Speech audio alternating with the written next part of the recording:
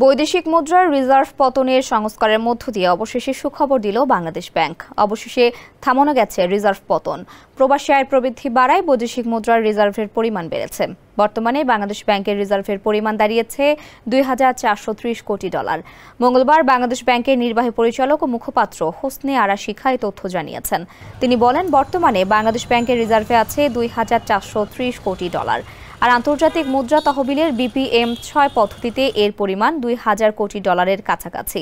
দেশে প্রবাসী আয় ক্রমশ বাড়ছে। গত জুলাই থেকে আগস্টে রেমিটেন্সের প্রবাহ বেড়েছে। প্রবাসীরা বিপুল পরিমাণ রেমিটেন্স পাঠাচ্ছেন। রিজার্ভ বৃদ্ধির বড় কারণ প্রবাসী আয় প্রবৃদ্ধি। সংকট কাটতে শুরু করায় ব্যাংকগুলো এখন নিজেরাই ডলার কেনাবেচা করতে পারছে। এবার ব্যাংকও আপনার হাতের মুঠোয়। Balance transfer, mobile recharge, bill pay থেকে শুরু করে যা চান সব হবে এক মুহূর্তে।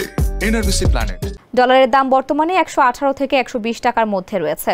আন্তঃব্যাংক লেনদেন সক্রিয় থাকার কারণে বৈদেশিক মুদ্রার বাজার এখন থেকে স্থিতিশীল থাকবে বলে আশা প্রকাশ করেন তিনি।